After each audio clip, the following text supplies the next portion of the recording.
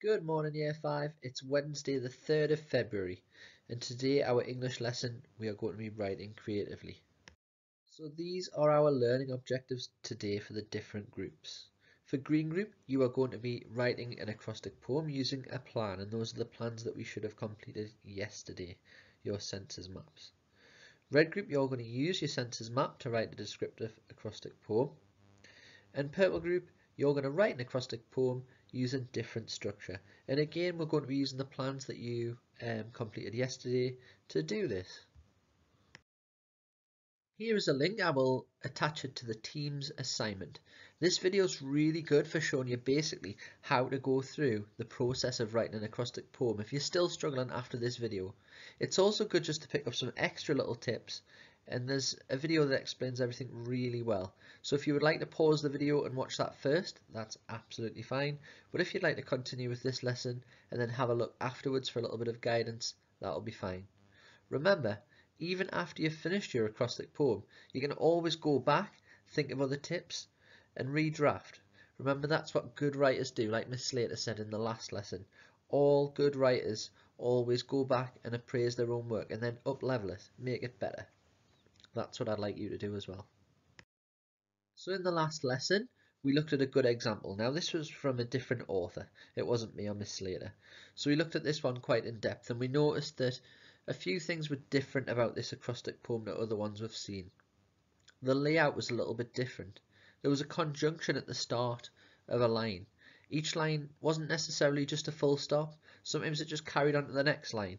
And I think we came to the conclusion that it was quite engaging and a little bit different.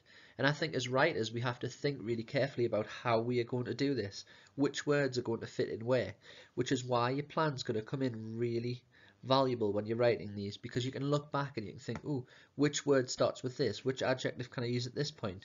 Could this line start with a conjunction? Is the layout going to engage the reader? These are all the questions that I want you to be asking yourself when you're trying to write this piece of acrostic writing. Now when we're in class, we always try to model good ideas, and we sometimes bounce off each other and share ideas. Now I've really enjoyed looking at some of these online, and I've picked one out. This one is from Joel. And the reason I picked it is I like how he's laid it out. I like how he's covered all of the senses, and he's put quite a few ideas down for each one. So just pause the video, have a quick look at these, and what I've done is I've used some of Joel's ideas and I've put my spin on it. Now his poem might look totally different to this one. That's why this is really good, this type of writing, because you can get really creative with it and you can have some fun and really try and make it your own. But this is my idea using Joel's plan. Have you ever heard home is where the heart is? Now home is where school is. Often interrupted, my teacher's computerized voice. Mum can be heard shouting, "Shush, shush, son, he's only on till 1." Every drop of rain or snow can be heard on the panes of glass as the luscious smells of melting cheese waft past, until at last I earn my food for fantastic writing or research about the past. Now, I've used Joel's ideas. I have changed them a little bit. I've adapted them for my thoughts, but I saw that some of the foods he liked was on there. We used the senses map, so I tried to use his plan as much as I could and get as many of those in there. The structure, as you can see, I haven't just kept it full stop at the end of every sentence. I have on this one, the first one. However, on the other ones, I haven't just done that. Okay. I've also got a little bit of speech in here. I thought I would just get a little bit creative and put someone's voice in, because again, that would be what you could hear. Those senses are really coming through, and I can get a feeling of how someone's mum might say something like that. On this line, there's a conjunction here, and then it goes straight into the next sentence. I've still used the capital to keep it an acrostic, and I've tried to use powerful adjectives such as luscious to really bring the poem to life and make the reader engaged. Now here's another example of one.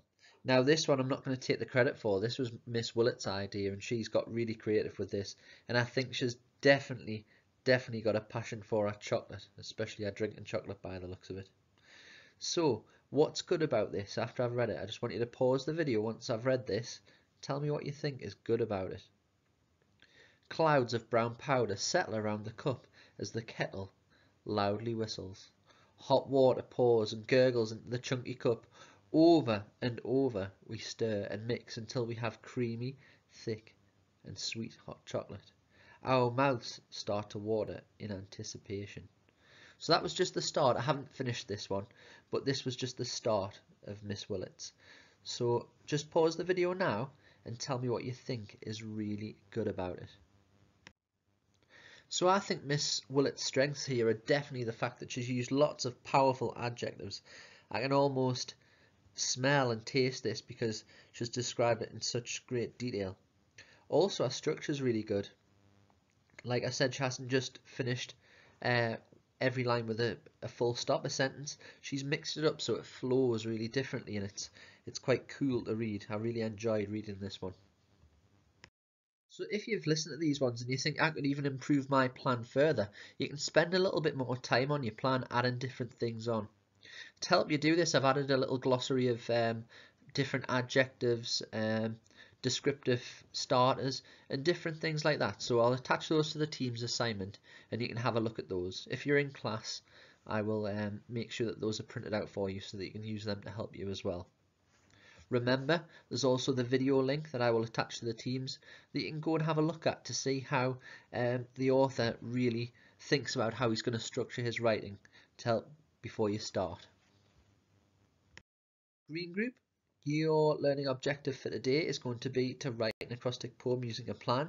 Remember, if your plan does not have a great deal of adjectives on for your sentences, use the resources that I've provided to help you add a few more on there. Red group, you'll use your sentence map to write a descriptive acrostic poem. So again, use your plan, use the attached support to help you as well.